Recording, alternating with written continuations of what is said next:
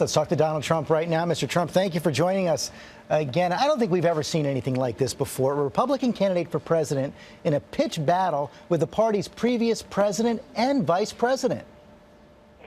Well, George, this wasn't started by me. This was started by Jeb Bush. He was telling me all sorts of good things, and in a debate and various other places. And finally, I said, "Hey, look, he was saying how safe things were." Well, I said, "Excuse me, the World Trade Center came down during your brother's administration. You can't bring out the brother, who might be a nice person. I don't know. I don't know the brother. I never met the brother. But you can't bring out the brother, say what a wonderful job he did. It's like a baseball game. They got 20 runs in the first inning, but after that, the team played well. The World Trade Center came down during his, and thousands of people, many of whom I knew, many people that I knew died in the World Trade Center. That happened during the Bush presidency, which is, you got to bring that out also." Are you standing by your contention that President Bush lied about weapons of mass destruction? A bipartisan commission said there's no evidence to back that up.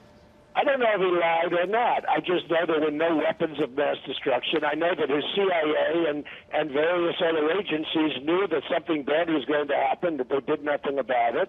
They did not get along. If you look back at your records, which a lot of people don't bother doing, they got along horribly. The heads of the CIA and the heads of the various other agencies weren't speaking. There was a lot of problems there.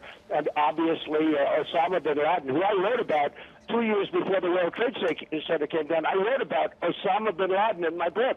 He was a bad dude. He should have been taken out, and you wouldn't have even had the World Trade Center. And one other thing, George, had we had my immigration policies in effect, those people wouldn't have even been in the country for the most part. Let's move on to Ted Cruz. You said you want an apology from him. You wanted to take his ads down. He's not doing that. He's actually doubling down, putting up new ads attacking you this morning. So are you going to go to court today to challenge his candidacy?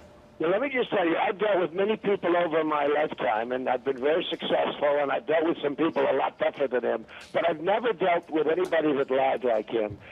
Even Rubio, Marco Rubio, the other day at the debate, which is hard for a politician to do, he called him a liar. I said, wow, that's amazing. I've never heard that from a politician where they actually call each other liars.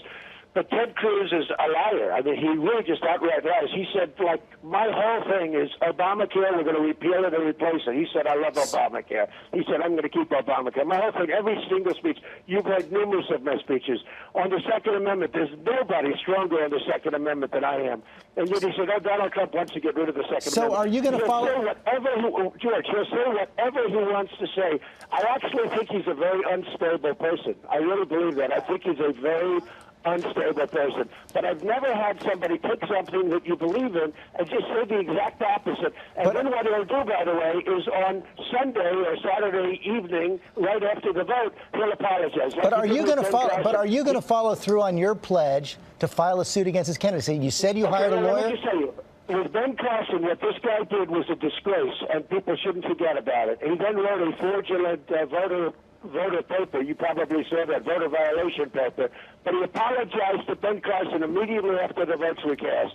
Frankly, that should be taken away from him. That election in Iowa should be taken away from him. Yeah, he was born in Canada.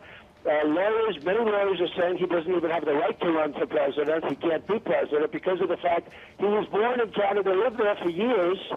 I mean, under that theory, I guess Winston Churchill could be. You take a look at this. He was born in Canada, lived there for years. When you talk about a natural-born citizen, according to many great lawyers, I've been looking at it very strongly over the last 3 days. So I'll ask you again, are you going to file suit? I'm thinking about it very seriously, George. I already have a lawyer. We're looking at it very seriously. We're thinking about it. Mr. Trump, thanks for joining us this morning. Okay, thank you very much.